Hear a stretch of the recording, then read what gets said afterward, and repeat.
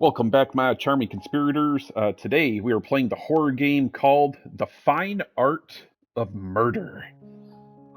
Let's see what this is about. To enable voice guidance, press the cross button now. Oh, hell to the no. That voice guidance is staying off. Alright, so I just purchased this game off the PlayStation Store. It's like $2. The only description it gives on there, it says, after receiving a cryptic message from a distant relative just before his death, you're pulled into a chilling investigation that leads you down a dark and twisted path. Step into a world where you control the unfolding narrative in this supernatural murder mystery, inspired by the timeless game books of the past. So I've never played like a game book or like play novel, so this will be a first for me. So I'm actually pretty excited to see what this is all about here. So we have settings. Keep all that on. Story narration. Yeah, well, let's keep that on so that way I don't have to frickin' read. We'll see how the speed is. View, zoom, table of contents. That all looks good. So let's click on About.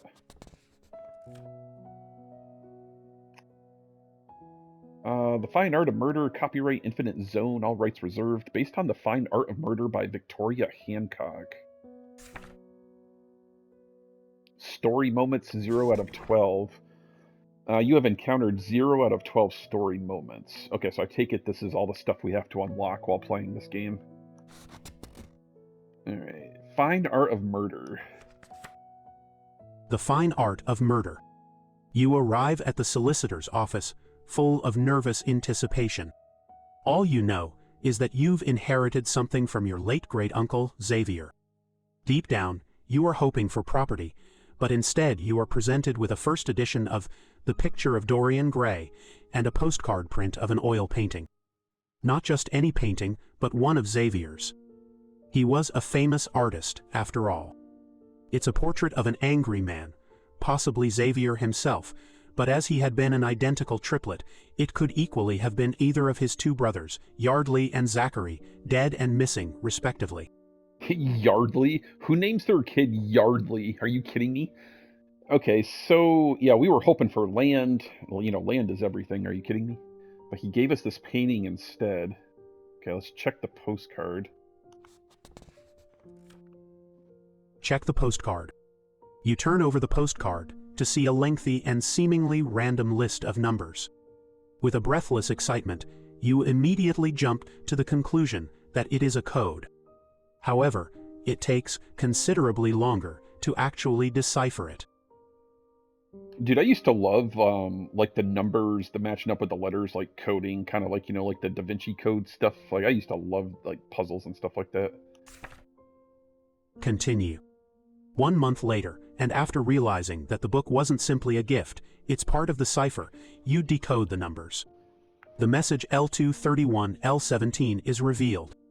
After many sleepless nights and endless research into what this means, you eventually decide that it is either the location, date, and lot number in an art auction, or it is the direction to a particular painting in the National Art Gallery.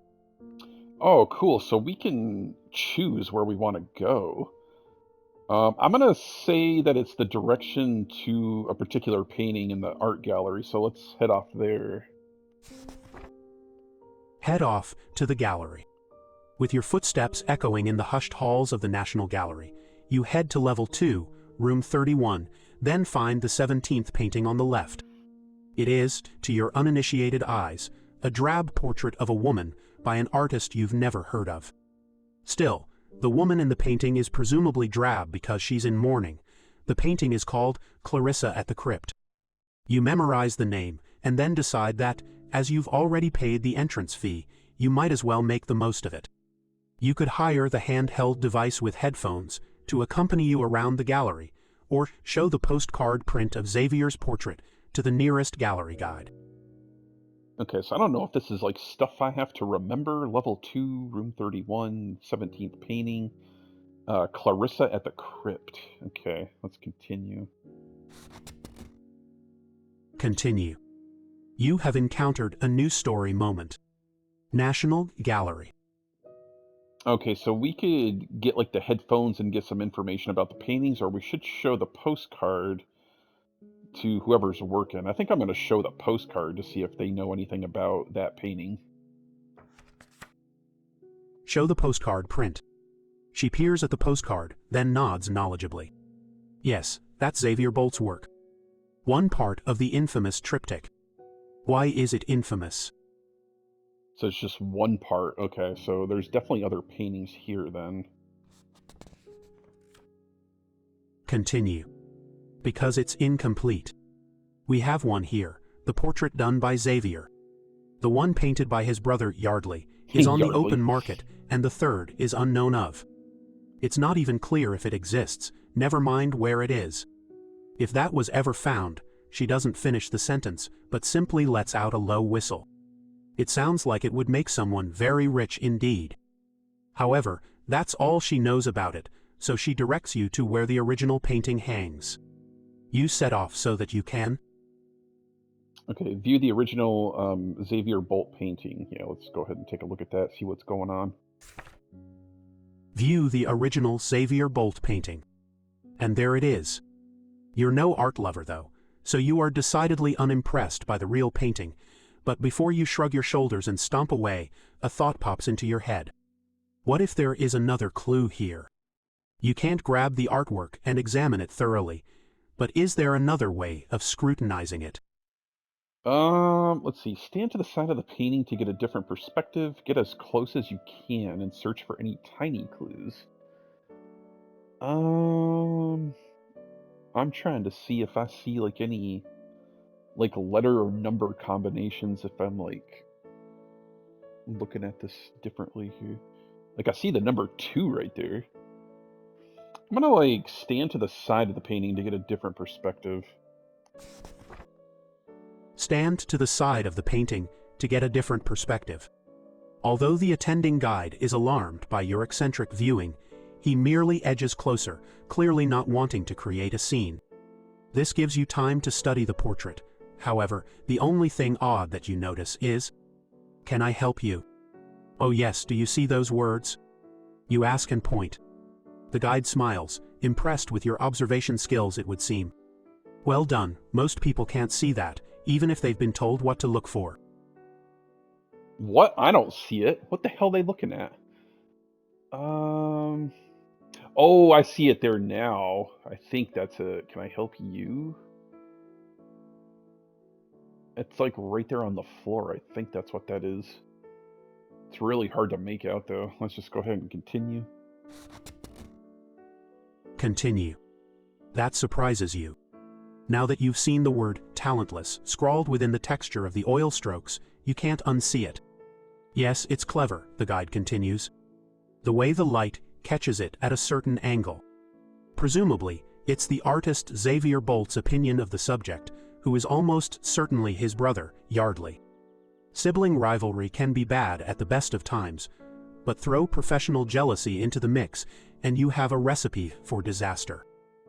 Okay, it almost looks like there's something else scribbled on the floor down there too. Is that like the talentless? I can't tell, man. Continue. You nod in what you hope is a knowledgeable fashion, but this isn't really helping your search for clues. The guide finishes by remarking, "By all accounts, Xavier was an arrogant fellow and quite condescending of Yardley's work, but what isn't known is the meaning of these numbers here on the side of the frame. Now, if you could step away from the painting." Lucky that he'd mentioned that, you hadn't spotted the numbers. You quickly memorize them as you are gently but insistently moved on. I see like a number 7. Is that just a 4 or a 14? It's like 714? That's what I see. I don't know about y'all, that's what I see. Continue. Later, you return again to the picture of Dorian Gray and use the numbers to decode another message. It's an address and a 4-digit PIN. Without any further ado. Okay, head back to the Bolt family home. You head to the Bolt family home. Standing outside the tall, wrought iron gates, you briefly daydream about the solicitor telling you that this house was your inheritance instead of a book. It is a 6-bedroom Georgian house in 2 acres of land, and since Xavier Bolt is now dead, is presumably unoccupied. You ring the buzzer to make sure, and when there is no reply, enter the 4 digits into the keypad. The gates sweep open, and then you are in the grounds. Without any prying eyes to call the police, you take your time, scouting the property, and eventually find an unlocked window that you ease open. Oh, there's for sure like a psychopath killer in this house for sure. Continue. Once in the main hallway, you pause to light the nearby candles rather than attract attention by switching on the lights, then study the family portrait hanging in pride of place.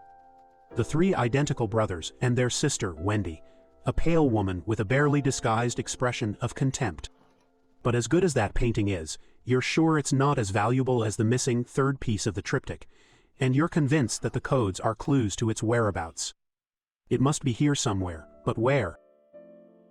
Oh, it's going to be in the basement or the attic for sure. Continue. Which room would you like to search first?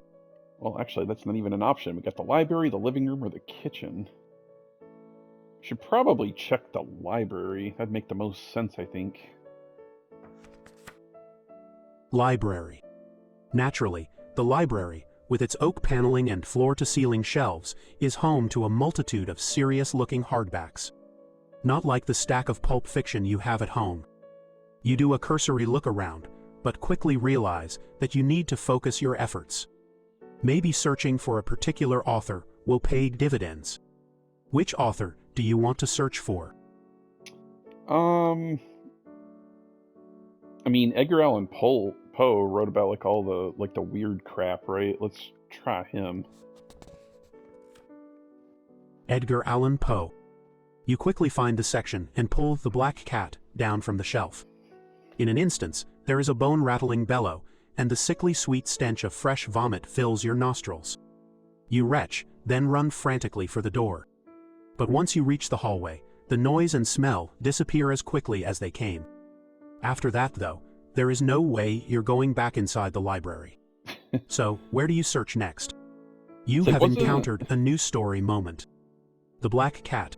Wasn't like Edgar Allan Poe? Didn't he like write The Telltale Heart? Maybe is what I'm thinking of. I'm not sure. Let's go to the kitchen. Let's see if they got any food. Kitchen.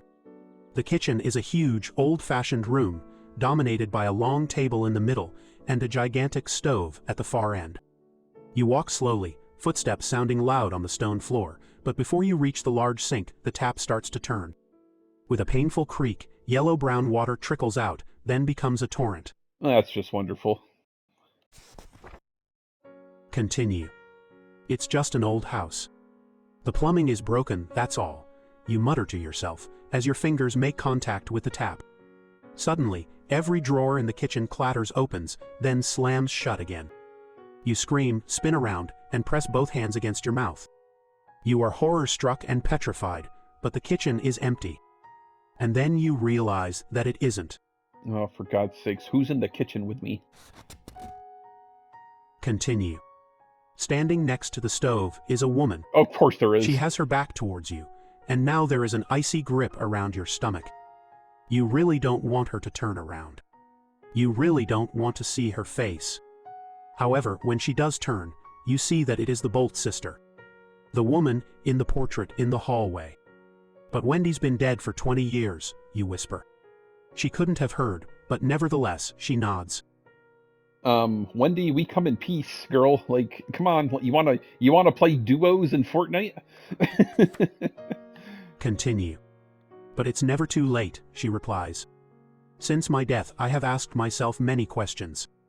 How could one brother do that to the other? How could I have helped him get away with it? Who was I protecting? She shrugs and looks mournfully at you.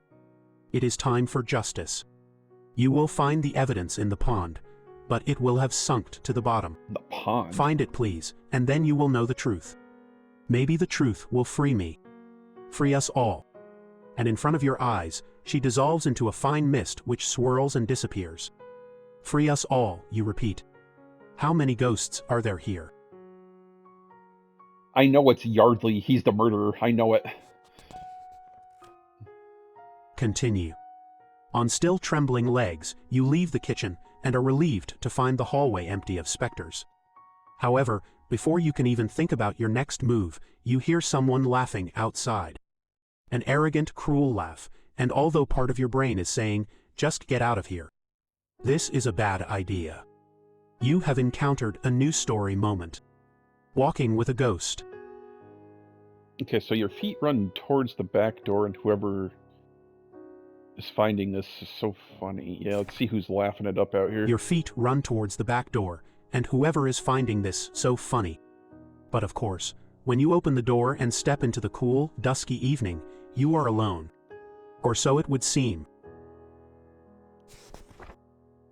Continue. However, in the distance, you spot something that an interloper could hide in. A mausoleum. You sigh in resignation. Naturally, a family of so much wealth with this amount of land would just have to have their own mausoleum, wouldn't they? And as you approach it, you spot that there is a small graveyard too. "Oh, this is just great," you mumble sarcastically. There has been no further laughter or any other noise, bar the screech of an owl, but you know you have to check this out. So we can enter the mausoleum or explore the tombstones. Honestly, I feel like we should explore the tombstones. We could have, like, Kane and the Undertaker in there, you know? You never know. Explore the tombstones in the graveyard. It seems that no one has recently been buried here, though. Most epitaphs are worn away and covered with lichen, although you can still make out a few words. "Born sleeping, beloved, 1897, and the clearest one reads, "Agnes, loyal servant." As morbidly interesting as that is, there are no further clues here. So, what will you do now? So the only thing in there is just a person named Agnes. Okay, let's enter the mausoleum, I guess. Enter the mausoleum. With a painful creak, the heavy door finally opens, and you step into the dim mausoleum. It is bone-chillingly cold and filled with tombs. In the fading light, you read 4 names, then gulp as you face up to a nightmarish prospect. Are you really going to open one of these tombs? If you draw the line at disturbing corpses, then you should leave the mausoleum. However, if you are currently thinking, in for a penny, in for a pound, then you could stay to poke around some of the corpses in here. It's a corpse party, baby. We're staying. But Stay amongst these corpses. But the question is, which corpse you would first like to disturb? Ooh. I remember the note about Clarissa at the beginning. Let's try her first. Clarissa. It takes quite a bit of effort, but eventually, the heavy stone edges to the side, allowing you to peek inside. And when you do, it's not what you were expecting. The hell's in there? Continue. Clarissa is now just skeletal remains wrapped in the remnants of a blue dress, but the shocking thing is that she is not alone. Nestled at her side lies another skeleton. This one is presumably a man. It is dressed in what must have been a very fine suit, and despite the dirt and mold, you can still see a brown stain of old, dried blood on the shirt collar. It looks like this body was dumped in with poor Aunt Clarissa, but who was it, and how did they die? And just as you ponder this mystery, there is a distinct cough directly behind you. Oh, is that like Wendy again? Continue. You scream, but it is a strangled sound as absolute fear constricts your throat. Standing there is a man, one of the Bolt triplets, with a paintbrush protruding from his eye. Oh, He nods in acknowledgement, making the wooden handle waggle up and down in the eye socket. You feel sick as you watch the blood ooze from the wound, then trickle down his cheek and soak into the shirt collar. That's you. The body in the tomb. Got it in one. Zachary Bolt in the flesh. Or not, as the case might be. With his own joke, he tries to wink, but the paintbrush gets in the way. Oh, for God's sakes, man. Continue. Dash that thing. Still, I had been winding old Yardley up. Sitting for a portrait is terminally dull, so I had to liven things up a bit. Yardley was always so easy to tease. I just had to mention Xavier's latest exhibition, and poor old Yard would blow a gasket. Yardley murdered you. With a paintbrush? You're in one of the triptych portraits? See, I knew I couldn't trust Yardley. Who the hell names their kid Yardley? Continue. Yes, yes and yes. Cheeky blighter painted the red velvet cushion in my actual blood, can you believe it? And then left the paintbrush, the murder weapon no less, in plain sight. Plain sight. I'll tell the police that you're here. You can be properly buried, and can have justice, unless you want to protect him. Dash that scoundrel. Brother or not, the truth must out. After that vehement proclamation, the ghost slowly fades then disappears. So, now you know the final resting place of Zachary Bolt, although it would be useful if you could also find the murder weapon. Take the shirt collar. You take the blood-stained shirt collar as proof of this discovery, then replace the lid and think about examining another of your ancestors' tombs. However, if you don't want to push your luck, you can leave the mausoleum. What is your next step? You have encountered a new story moment. The shirt collar. Okay, so we can leave the mausoleum, poke around Yardley's remains, exhume Xavier, or open up Wendy's tomb. I kind of want to open up Wendy's tomb because she's like the first ghost we encountered. Yeah, let's do that. See if anything's going Open on. up Wendy's tomb. The stone lid shifts surprisingly easily, but although you are prepared for the sight, Wendy's eyeless skull is quite a shocker. The skeleton is yellowed with patches of dried, taut, leathery flesh still wrapped around the bones in places. However, the splintered hole in the side of her head is the biggest shock. Is that a bullet wound? And if so, was she murdered or was it self-inflicted? That's a good question. Continue. Feeling slightly guilty at your ghoulish behavior, you close the lid and are contemplating choosing another tombstone when there is a sudden and sickening noise, the scuttling sound of thousands of insects, and right on cue, they erupt from each and every crack. A stream of black, shiny beetles rush across the floor and fill the crypt, so with a terrified scream, you burst out of the mausoleum and run away. This is the mummy, baby. After an impressive sprint, you reach an oak tree and realize that they haven't followed you. Nevertheless, it takes a while for your heartbeat to return to normal. You're just glad that no one saw that embarrassing display. Oh, I saw it. I saw it all the way. Continue. There's no way you're going back, so? You head to the side of the house. Okay, that's our only option. You head around the side of the house. Around the side of the house, you find the ornamental gardens, complete with their own pond, and close by is the so-called orangery. Which would you like to explore now? Dude, I'll be honest with you. I don't even know what the hell an orangery is, so I guess we're going to the pond. The ornamental garden and pond. The gardens have marble statues everywhere, and you're not sure, but you suspect they are moving when you're not looking. Feeling an ever-growing sense of doom, you rush on towards the pond. It looks and smells stagnant, and it's too cold for a dip, but maybe you can find something in it. How do you search the pond? Well, it's only given us one option, by sticking your foot into it. Dude, that would be the last thing I would do to test out the pond if I can't see what's at the bottom. Are you kidding me? I'd find a stick. By sticking your foot into it. You dip a toe into the surface, while wondering if there's anything you can actually do here. The slowly undulating algae ripples out from your foot, but then you notice more ripples forming all over the pond. The water starts to rear up and down, waves growing stronger with each crest. Is something about to emerge? You don't want to know the answer to that, and you definitely don't want to stay out here any longer. With an impressive sprint, you have encountered a new story moment. 1 foot deep. Well, didn't the Wendy ghost say that the murder weapon or whatever was in the pond? Like, why are we leaving? Shouldn't we continue to search? You hurtle back into the house. I guess that's the only option. You hurtle back into the house. You've already explored the ground floor, so you climb up the stairs. The doors are ajar, and you can see that the master bedroom is nearby, whereas further along the landing, there is a huge artist's studio, and at the end is a drab small room, presumably the servant's quarter.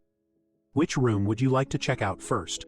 Ooh, this is actually interesting choices here, because I really want to search all of them. Was the servant the dude in the graveyard called Agnes? He might have some dirt. Let's check the servant's quarter. Servant's quarter. The bedroom is small, unadorned, and quite depressing. On the nearby chest of drawers, you spot a book, alias Grace, and a note is inscribed inside. Dearest Agnes, I thought of you. You're not sure if that is meant ironically or not, but this must be Agnes's room. What do you want to look at first? Inside the cupboard, the fireplace, under the loose, creaky floorboard. Yeah, that one. Under the loose, creaky floorboard you've just stood on. It comes up easily, having been only wedged in place rather than nailed. And underneath you find a dented tin container full of coins and notes. The stolen stash is worthless now, but it must have been a fortune for the servant. Not such a loyal servant, it would seem. You replace everything and stand up. But then your flesh crawls. As an icy breath gently strokes your neck. Nice. As an icy breath gently strokes your neck. You turn slowly, sensing the figure close behind, then hear its cruel laugh. It is a young woman in a white nightgown, but her eyes are piercing yellow, and her teeth are unnaturally long and jagged. The laugh becomes a snarl, her lips pulling back, the unmistakable sign of an imminent attack, and then you stutter, Agnes. The ghost freezes, a frown crinkling up its forehead. It seems to be thinking about that. Does it not know who it is anymore? And in that split second of spectral indecision, you make a run for it. Dude, that's so funny. He's like, Agnes. Continue. You are halfway down the landing when you realize that it hasn't followed. In fact, you're pretty sure that it's gone completely, although you're not risking it. So which room will you search next? We should probably go to the master bedroom. The master bedroom. You step into the bedroom, only to find that you are not alone. An old man is sitting on the bed. An old man who is familiar, and so he should be. He is your recently deceased great-uncle, Xavier. Through the wrinkles and sagging jowls, you can see the younger man portrayed downstairs in the hall and, of course, in the triptych pieces. He regards you with an arrogant sneer. Well, bro clearly isn't dead. The hell you doing up? Continue. Do you have any idea of the lengths I went to? All to protect the family name. Reputation is everything. He bellows. You try to swallow but can't, and the ghost continues. I don't really think reputation is everything anymore. It's like, who the hell cares what other people think, you know? I think kind of like how the majority of people are in the world, you know? It's like, you wear pajamas to school, you know, whatever. No one cares anymore. Continue. I got rid of Zachary's body, and made it look like he'd gone away on business. I made Wendy back up my tale of Yardley's illness, although we all knew that it was Zachary who had left arsenic-soaked charcoal for him, knowing of his strange and repulsive habit of licking his fingers while smudging the black lines. It was slow, but it worked. And Zachary was right. The price of Yardley's mediocre art did rocket after his demise. The plot thickens. Continue. And I even got rid of the servant and my unwanted child. Nasty work, but someone had to do it, and I thought I should come clean on my deathbed. That's why I left you the clues, but I've changed my mind. The Bolt good name must live on. Over my dead body, are you going to expose anything? Continue. It's an impressive speech, and if a live human had made such threats, you might have been scared.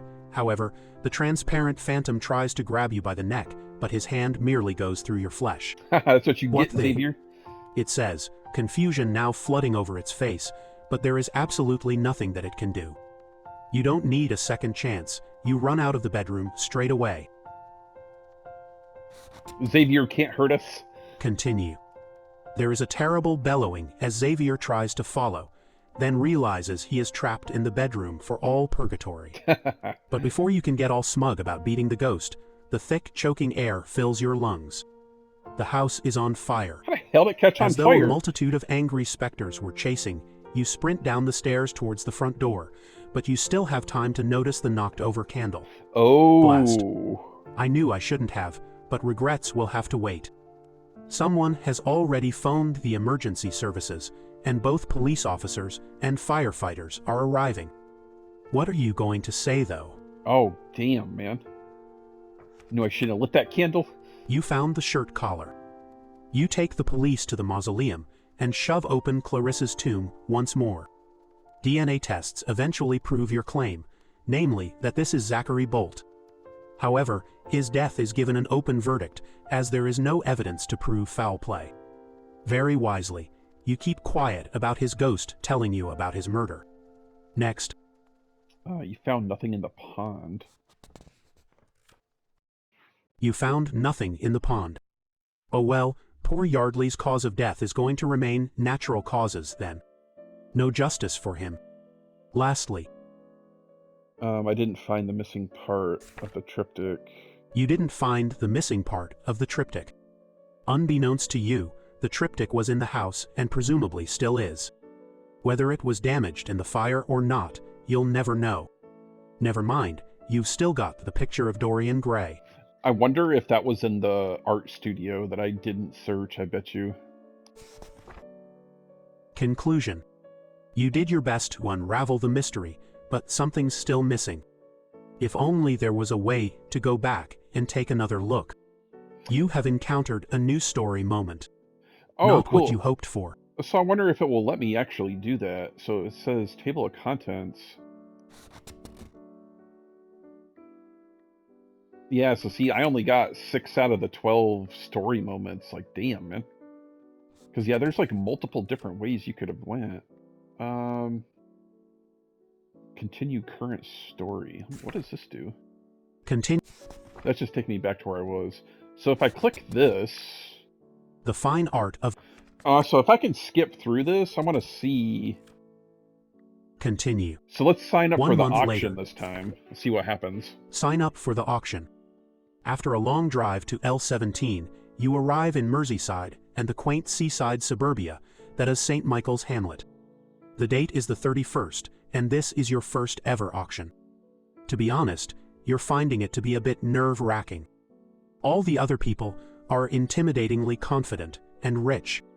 But when you see lot number 2, you know you made the right decision. It's the second part of the Bolt triptych. Oh, nice. Okay, so cool. This actually, you know what this reminds me of? This reminds me of those Goosebump books that when you get done, like, reading a page, it will tell you you could jump to another page, or you have an option of jumping, like, to an alternate page. This is exactly what this reminds me of. So, yeah, let's go ahead and see what this route, where this route takes us here. Continue. At first, you thought it was the same as the one depicted on the postcard, but when you compare the two, you notice certain differences. A snide smile on this one, but a tense, gritted jawline on the other.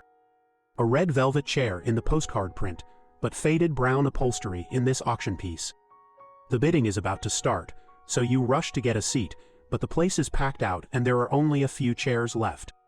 One is adjacent to a woman wearing huge sunglasses and texting manically on her phone, and the other is next to an elderly gentleman in a funereal suit who is silently surveying the crowd.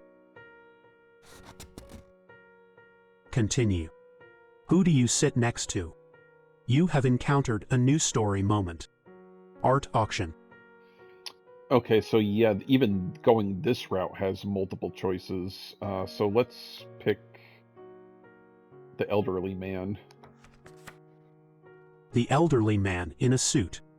The man regards you with a dismissive glance, but when you ask him if he knows anything about lot number 2, he smiles, eager to show off his knowledge. But of course, it's Yardley Bolt's piece in the infamous triptych, and the subject is presumed to be Zachary. He was an arrogant man, a businessman, and successful in his own right, but not creative. It was said that, deep down, he was jealous of his brother's art, so he stirred things up between them. The man leaned back in his chair, the auction was about to start, then whispered, he definitely knew which buttons to press. Continue. The bids come in, and Yardley Bolt's portrait in oil is eventually sold for a tidy sum of money. The winner is a surprisingly young and scruffy-looking man, who seems like he'd be more at home in a tech startup rather than acquiring art, but looks can be deceiving, you suppose. He leaves immediately following his successful bid. You follow him out into the car park. To avoid looking like a deranged stalker, you introduce yourself as being related to the Bolt brothers, and it works. He is more than happy to talk to you. So, what's the family's take on Zachary's disappearance? He asks. Just mental health issues, you say with a shrug. He had a breakdown, I think, but the family brushed it under the carpet. To be honest, it wasn't really spoken of. I think the family was ashamed, back in those days. The winner looks disappointed by your lack of juicy insider tips, but then shows you a series of numbers. Continue. These are printed onto the frame. Do you have any idea what they mean? You study them and adopt a vague expression. Hopefully, he'll think that you're trying to recall something, but really you are memorizing the sequence. Finally, you tell him that you haven't a clue, then go home. Later, you return again to the picture of Dorian Gray and use the numbers to decode another message. It's an address and a 4-digit PIN. Without any further ado. Alright, so head back to the Bolt family home. You head to the Bolt family home. Standing outside the tall, wrought iron gates, you briefly daydream about the solicitor telling you that this house was your inheritance instead of a book. It is a 6-bedroom Georgian house in 2 acres of land, and since Xavier Bolt is now dead, is presumably unoccupied. You ring the buzzer to make sure, and when there is no reply, enter the 4 digits into the keypad. The gates sweep open, and then you are in the grounds. Without any prying eyes to call the police, you take your time, scouting the property, and eventually find an unlocked window that you ease open. Okay, so now we're going back to the first ending that we got. So this is going through the same story. So we got to get to a point where we can choose something different this go around. Continue. Once in the main hallway, you pause to light the nearby candles rather than a... Yeah, I'm just going to keep going. So this Continue. one, we didn't Which check the room would you living like to room. search first? So let's check the living room this go around. Living room. Although there are 2 large sofas, they are designed for grandeur rather than comfort, and there isn't even a television. You spot some family photographs on the highly polished sideboard, but your prize find comes from rooting around in the drawers. It's a letter from Zachary to Xavier. We all know his talent isn't a patch on yours, but he will insist on trying to compete. The sad truth is that the only way to make any money from his mediocre canvases is if he were to die. The bump in value that pity brings will be enormous if you catch my drift. Oh, okay, so this is how they're plotting to kill. Interesting. Continue. You wince in sympathy for the insulted brother, Yardley. Ouch, that had to hurt, although there's no denying the truth behind it. Still, it was a hard-hearted sentiment from your identical triplet. But more importantly, did they go beyond this speculation? You knew that Yardley died after an illness, cancer if you remember correctly, but what if there was more to it? You put the letter back where you found it, then leave the living room. Which room do you want to search next? Okay, so we did the kitchen in the last one too, so let's just Kitchen. continue on with that, and then let's continue. We got to get to the choice where it had us choose the art studio. Continue. However, in the... Yeah, we already did that. Try to so this enter time let's the choose mausoleum. to leave the mausoleum. Leave the mausoleum. You take a deep breath of cold but fresh air, and can now either visit the graveyard or head around the side of the house. So we'll choose head around the side of the house this time. Head around the side of the house. Around the side of the house you find the ornamental gardens, complete with their own pond, and close by is the so-called orangery. Which would you like to explore now? Well, let's find out what the orangery is, because I have no goddamn clue. Is it like an orange farm? The orangery. It's just a posh conservatory. You grumble, but as you close the orangery door, the plants start to shake and shimmy. It sounds like a fierce wind is blowing through their leaves, but you can feel nothing. Abruptly, everything then goes still, and an agonized groan comes from a large rubber tree. The man who staggers out from behind the foliage looks familiar, but this Bolt brother is not at his best. His features are thin and pinched, his skin a waxy gray-green, and vomit dribbles down his chin. He smashes a transparent fist down on a plant pot, but it only makes a slight shudder, and this impotence infuriates him even more. Continue. This is revenge from beyond the grave. My own brother poisoned me with arsenic. At least death was swift for Zachary. This is a never-ending torture. He bellows. Continue. Well, it does end though, doesn't it? I mean, but your voice fades away as you realize that telling a ghost he's dead is probably not the most tactful thing. However, the phantom is not paying any attention. He's too busy dragging an easel forward, and in a frenzy, starts drawing on the canvas. It must be charcoal, because he swipes a black stick across, then licks his fingers to smudge it in an artful fashion. This might be impressive, except his fingers, mouth and tongue are stained black, and it's all mixing quite disgustedly with the vomit. Oh, wonderful. Yummy. Continue. You creep forward to view his work, but see that as soon as he draws anything, the charcoal disappears, leaving a pure white canvas. He really is trapped in limbo.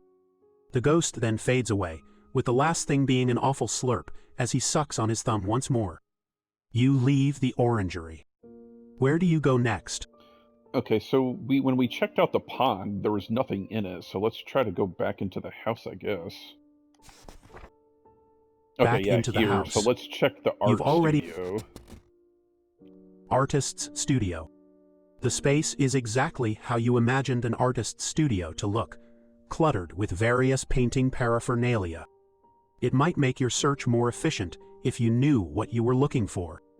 What will help you in this search? Nothing. You haven't learnt anything useful so far. Well, The that stack was of canvases seems like a good place to look for the missing piece of the triptych, but you see only charcoal sketches, rough and smudged, and, to be honest, pretty average. Most are incomplete. It appears that the artist was going mad or ill, and couldn't quite commit to finishing any work. The air gets steadily dustier, and you've had enough of these feverish drawings. You leave the studio. But where shall you go next? Well, that was a waste of time doing the art studio thing. Okay, The so we can servants' quarter. choose. Let's choose The the bedroom is fireplace small. this time. The fireplace. At first, you think this is a fool's errand, all this rummaging about in a sooty and cobweb-draped fireplace. But finally you feel the edge of something hidden in a chimney recess. It's wrapped in layers and layers, but when you peel off the last one, you gasp. A portrait. It's the missing triptych. Ah, okay. Signed by Yardley Bolt, it is a masterpiece of charcoal work. The black lines are expertly smudged or defined, and although it is of one of the brothers, it's not clear which one. That said, it does have rather an arrogant sneer on his face. You grasp the canvas, trembling with excitement. So now we have all three. Continue. But then your flesh crawls. You have encountered a new story moment. The triptych. As an icy breath gently strokes your neck.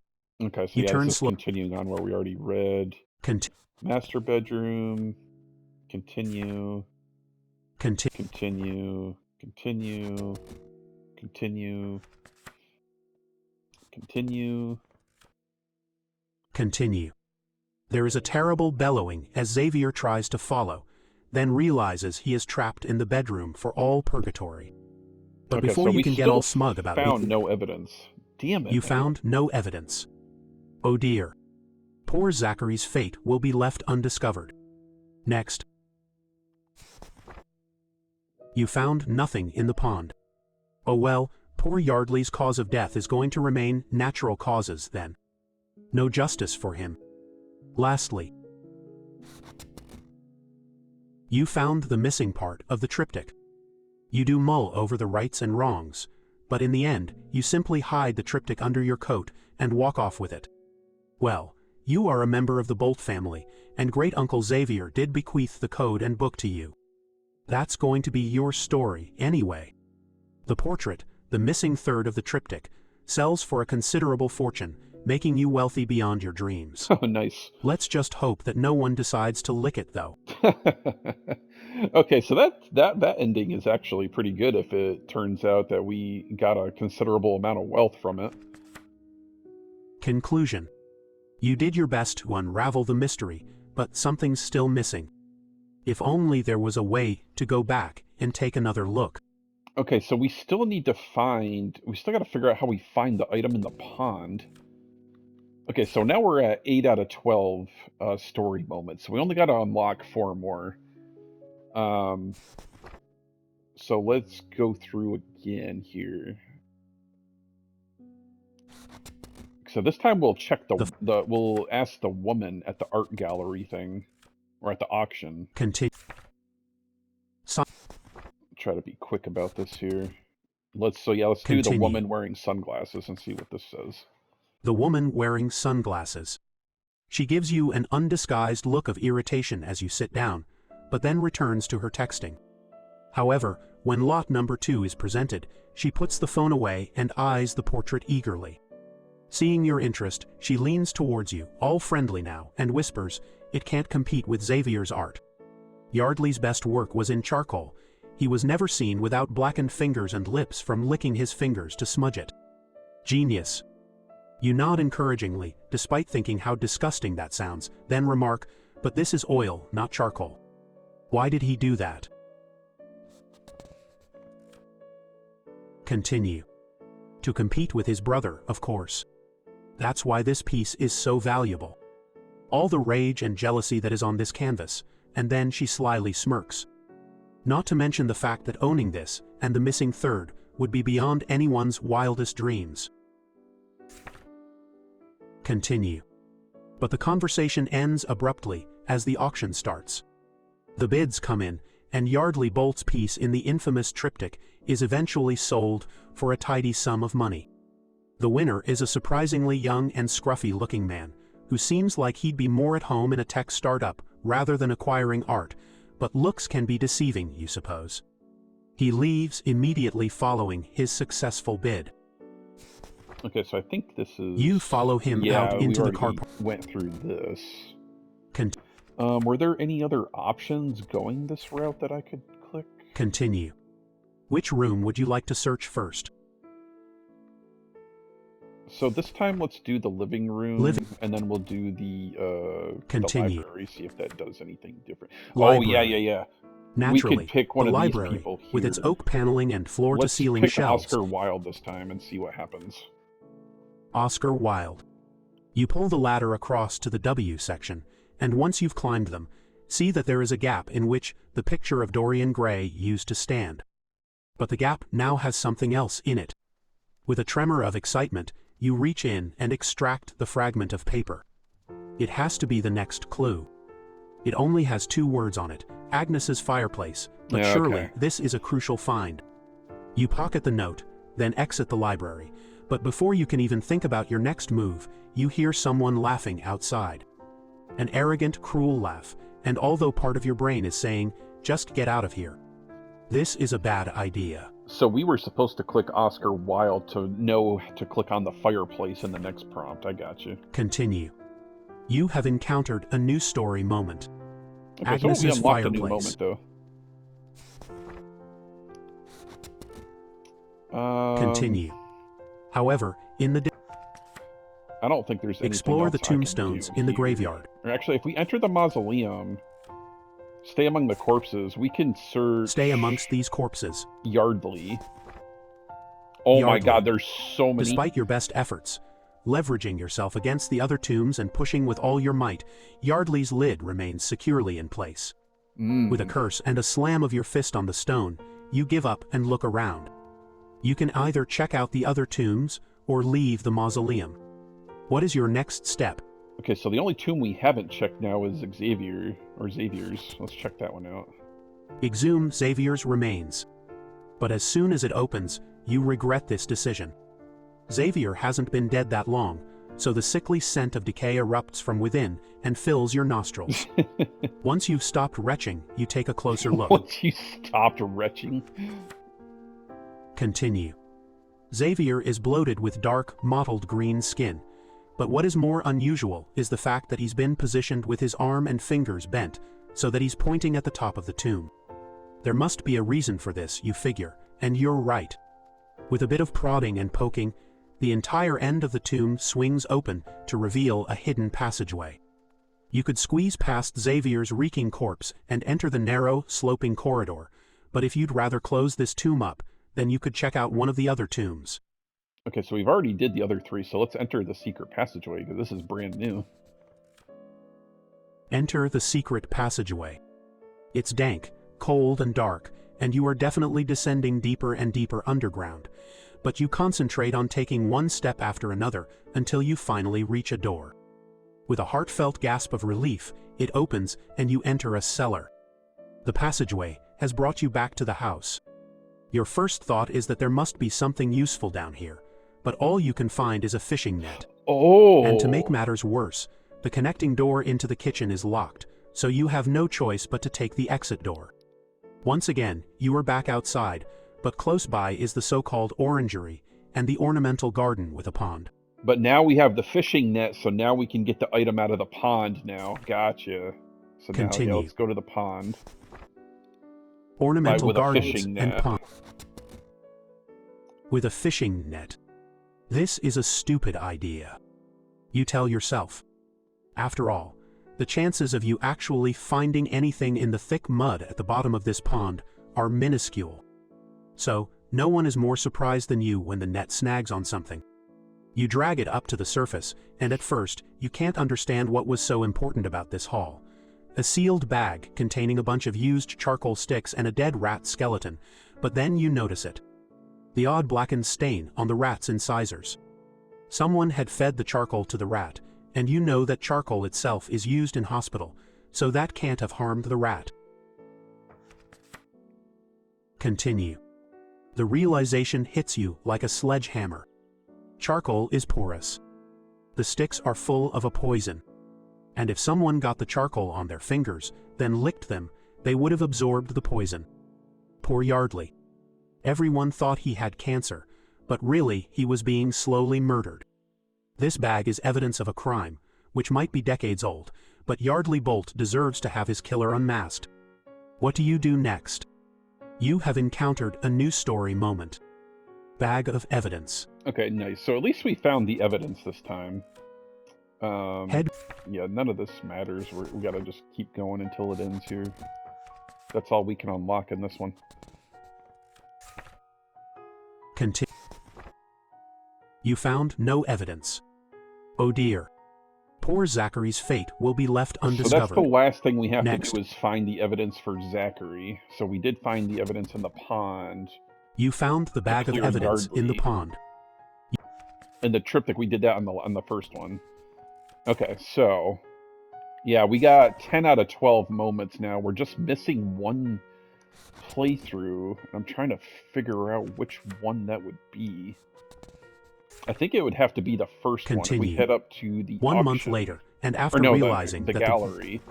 There has to have been a separate... Continue. Still, the woman in the painting is presumably drab because Hire she's the in handheld mourning. device. Yeah, we didn't do that one. Hire the handheld device. It is all going swimmingly, and you are certainly learning a lot about the art from the melodious voice in the headphones. And then you approach Van Gogh's Sunflowers. The voice deepens to a demonic growl that bellows, "I will paint with your blood." Continue. With a shriek that makes the other visitors tut, you snatch off the headphones and throw them to the floor. Once the adrenaline has subsided, you wonder if you did actually hear that, but there's no way that you're putting the headphones back on. Suddenly, a gallery guide is at your side, inquiring if everything is okay. What do you ask the guide? Let's ask about I will paint with your blood first, because yeah, we're gonna have to come back and replay this and choose the other option. Whether the tour includes the words, "I will paint with your blood." No doubt, the guide is used to hearing some strange comments from the visitors, but your description of the demonic voice is plainly making her nervous. But before she calls security to have you escorted out, she has a flash of recognition. Oh, that sounds like the rumors surrounding Xavier Bolt's work. Continue. Your poker face isn't the greatest, but you still manage to disguise your shock. Your great-uncle has something to do with painting in blood. The guide continues, saying, "We have one part of the infamous triptych here, but I can't remember if he said he'd paint in his brother's blood or his brother, Yardley, who was also an artist, said it to him. Or was it to the third one? It's not the most detailed information you could get, but at least she directs you to where the original painting is kept. You set off so that you can view the original Xavier Bolt painting. Oh yeah, this was different And too. there So it let's is. get as close as we can to search this time, because this will Get be as different. close as you can, and search for any tiny clues in the picture. Although the attending guide is alarmed by how close you are, he merely edges towards you, not wanting to create a scene. This gives you time to study the portrait. However, the only thing odd that you notice is, "Can I help you?" "Oh yes, do you see that?" You ask and point, causing the guide to take a panicked breath in, as he thinks you're about to touch it. When your finger merely hovers over the oil paint, he relaxes again. Continue. Well spotted. Yes, the subject's blackened fingers and lips have been the source of many debates, but the consensus is the simplest. Although neither of the two known parts of the triptych have their subjects named, this is presumed to be Yardley Bolt.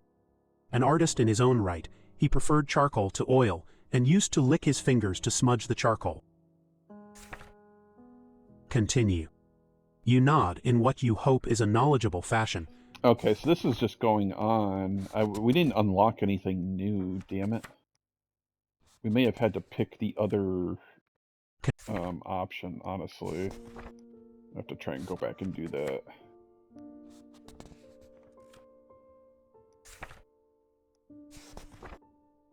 Continue.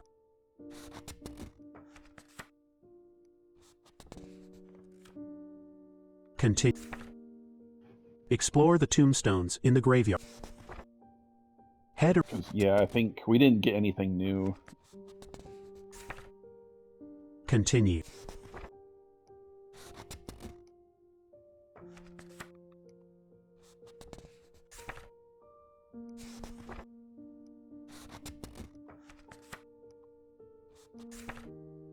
Oh, we gotta keep going. We gotta go like all the way back.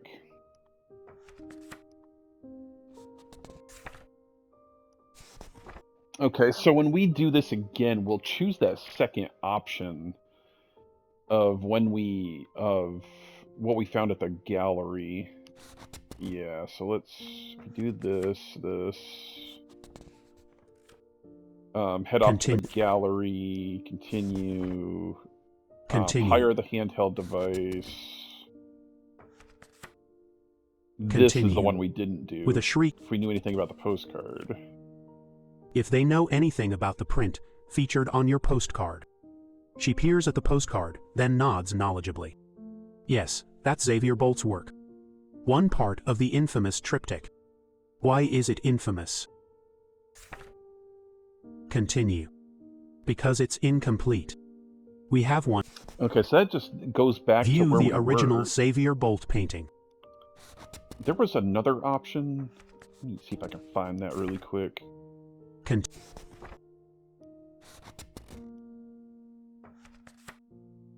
Continue.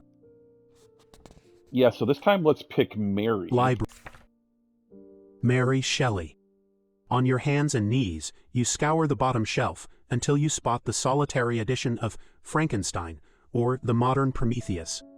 Suddenly, there is an ear-splitting scream, and the books fly off the shelves as though they are being hurled by invisible hands. Thud after thud, they rain down on your back and thwack into your face. By the time you make it to safety in the hallway, you already have large bruises forming. You're going to be in agony for days, thanks to whatever that was. Obviously, you're not going back inside the library. So, where do you search next? Okay, so choosing Mary Shelley was a dead end too. I think there was one more option of when we get into the master bedroom, I believe. Continue. I'm trying to get back to there. Explore the tomb. Head around the side. So I'm gonna have to do that in the next video because yeah, we're running out of time, conspirators. Back into the house. Yeah, so when we can come You've back, already we'll continue on with this. master